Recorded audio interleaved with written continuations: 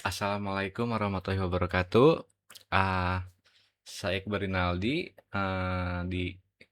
di prodi Informatika, kelas IF 402.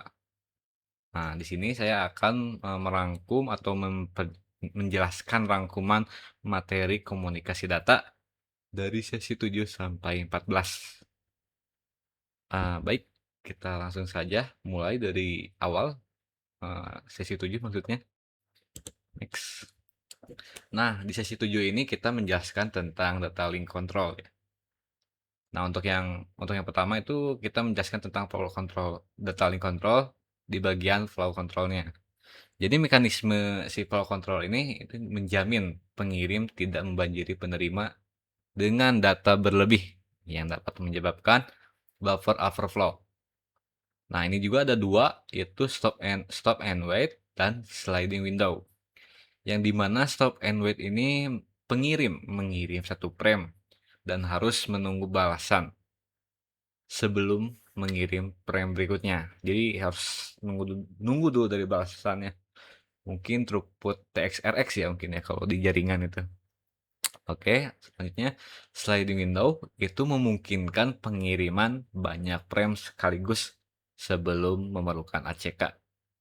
Nah, setiap frame itu diberikan nomor urut modulo 2K untuk pelacakan yang akurat. Oke, lanjut. Nah, ini untuk alur stop wait-nya itu source mengirimkan frame tunggal, wait untuk ACK. Nah, jika frame yang diterima itu rusak, dibuang, transmitter menjalani timeout. Nah, jika tidak ada ACK selama timeout, itu dia akan mengirimkan ulang. Nah, jika ACK rusak, transmitter tidak akan mengenalinya. Otomatis transmitter akan mengirimkan ulang. Receiver juga mengambil dua kopi dari frame, terus menggunakan ACK0 dan ACK1. Oke, selanjut. Ini ada di sliding window. Jadi ini alurnya. Nah, ini banyak frame itu bisa menggunakan frame bisa dalam kondisi transit. Receiver mempunyai lebar buffer W, transmitter dapat mengirimkan sampai waveframe tanpa ACK. Nah, setiap frame itu diberikan nomor. ACK mencakup nomor frame berikutnya yang diharapkan. Nah, deretan nomor dikaitkan dengan ukuran file atau kodenya key. Frame-frame diberi nomor modulo 2K. Nah, ini bagian error controlnya yang tadi ada sliding window, sekarang error controlnya. Jadi, error control ini digunakan untuk mendeteksi dan memperbaiki frame yang hilang atau rusak menggunakan teknik Automatic Repeat Request atau disingkat ARQ. Nah, ini ada dua, yaitu go back end dan selective reject. Nah, go back end ini jika terjadi kesalahan pada suatu frame, semua frame setelahnya akan dibuang dan dikirim ulang dari titik kesalahan tersebut. Lalu selective reject itu hanya frame yang rusak yang akan dikirimkan ulang. Nah, sementara frame yang lainnya yang sudah diterima dengan benar disimpan di buffer. Baik, nah ini untuk alur go back-nya seperti berikut. Mungkin pengirim itu mengirim satu grup frame sekaligus tanpa menunggu balasannya untuk tiap frame. Jadi langsung terus meneruskan paketnya tanpa menunggu balasan dari lawannya terus-terusan. Oke. Nah, untuk selective reject-nya itu atau kita sebut juga selective retransmission, hanya frame-frame yang ditolak yang akan dikirimkan ulang. Jadi kan yang tadi mah langsung aja dikirim semuanya. Nah, sedangkan yang selective reject itu akan dikirimkan ulang yang dimana frame yang sebelumnya itu ditolak. Kita lanjut. Nah, di sini data link control HDLC. Nah, ini ada tiga jenis HDLC stasiun. Yang pertama itu primary station, yang kedua secondary station, dan ketiga itu combined station. Nah, jenis primary station ini bisa mengendalikan operasi hubungan atau kita sebut link juga. Nah, si frame-frame ini yang disebut juga comment. Lalu secondary station ini di bawah kendali primary station. Lalu ketiga itu adalah combined station. Nah, itu bisa mengenai command dan response. Lalu ada juga mode transfer HDLC. Ini itu ada 3 ya. Yang pertama itu NRM atau kepanjangannya normal response mode. Yang kedua asynchronous balance mode. Yang ketiga itu asynchronous response modes. Nah, ini normal response mode-nya itu adalah konfigurasinya itu unbalanced. Jadi si primary ini mengawali transfer ke secondary. Digunakan pada jalur multi drop. Oke, lanjut asynchronous balance mode. Ini konfigurasinya balance. Kedua station itu harus bisa mengawali pengiriman tanpa izin diterima. Nah, ini adalah mode yang banyak digunakan sampai sekarang. Lalu yang terakhir itu adalah asynchronous response mode. Konfigurasinya unbalanced, jarang digunakan sekarang. Oke, lanjut. Nah, untuk sesi 9 itu ada tim multiplexing yang menjelaskan awalnya itu frekuensi division multiplexing. Jadi frekuensi division multiplexing ini teknik multiplexing yang mengirimkan beberapa sinyal secara bersamaan melalui satu media transmisi dengan membagi melalui satu media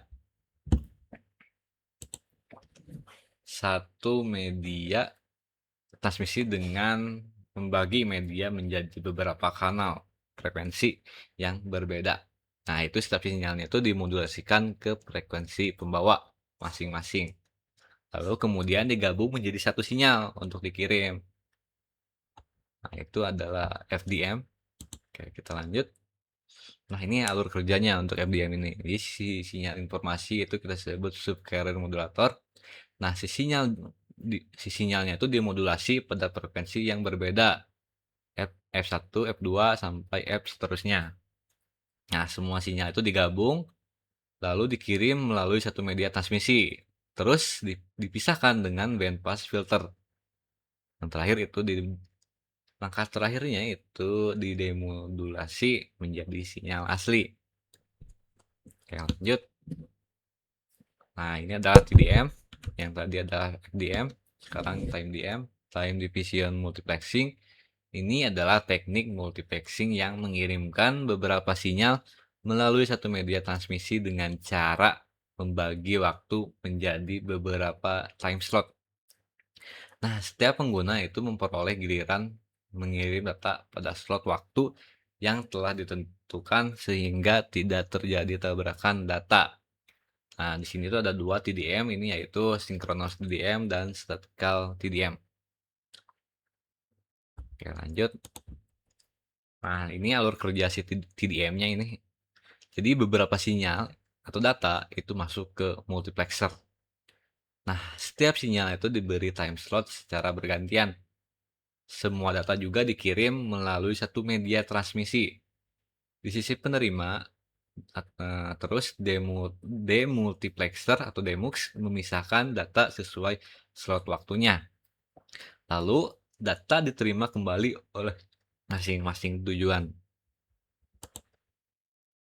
Oke, di sini juga ada ADSL. Nah, di sini kita akan menjelaskan ADSL. Jadi teknologi ini yang membagi kabel telepon menjadi jalur suara VOX upstream dan downstream secara asimetris.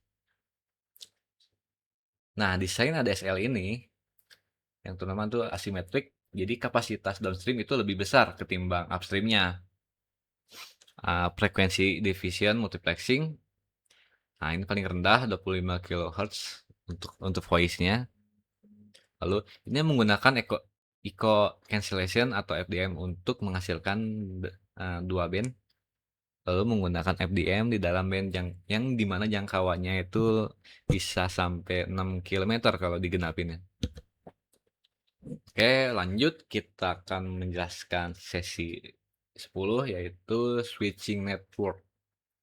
Nah, jadi ini switching network itu, jaringan yang digunakan untuk menghubungkan 2 atau lebih perangkat, eee, komunikasi melalui node switch. Nah, data dikirim dari satu node ke node lain hingga mencapai tujuan. Teknologi ini banyak digunakan pada jaringan telepon dan komunikasi data. Nah, ini ada 2 jenis switching network, yaitu circuit switching dan packet switching. Nah, kalau circuit switching itu jalur komunikasi dibuat terlebih dahulu sebelum data dikirim. Lalu yang kedua itu packet switching, data dipecah menjadi paket dan dikirim melalui jalur yang berbeda. Oke, lanjut. Nah, ini adalah alur kerja switching itu. Contoh, misalkan si pengirim ini mengirimkan permintaan komunikasi ke jaringan. Nah, si switch ini mencari jalur atau kita sebut routing yang tersedia menuju perangkat tujuan, misalkan A mau ke B gitu. Nah, jalur komunikasi ini dibentuk melalui satu atau beberapa switch. Lalu data dikirim dari switch ke switch hingga sampai ke penerima. Nah, setelah komunikasi selesai, jalur diputus dan sumber dari jaringan juga dilepaskan. Oke, lanjut kita menjelaskan di sesi 11 itu paket switching. Jadi paket switching ini cara pengiriman data di mana berkas yang merupakan besaran tidak dikirim sekaligus dalam satu gelondongan utuh. Nah, si berkas ini dipotong-potong dulu sebelum menjadi bagian-bagian kecil yang kita sebut paket data. Nah, terus, setelah paket data itu dipasangin label khusus header yang isinya itu info pengirim, alamat tujuan, serta nomor urutnya. Nah, cara ini diciptakan untuk menggantikan sistem lama, yaitu circuit switching yang menuju telepon rumah biasanya ya, yang dimana itu boros banget. Lanjut. Nah, ini untuk alur kerjanya itu ada pemotongan data, ada sesi segmentation. Si komputer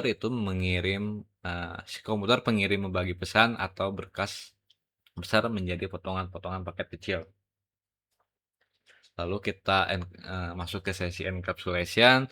Nah, setiap paket itu diberi header yang isinya rute tujuan, nomor root, dan informasi pengecekan error.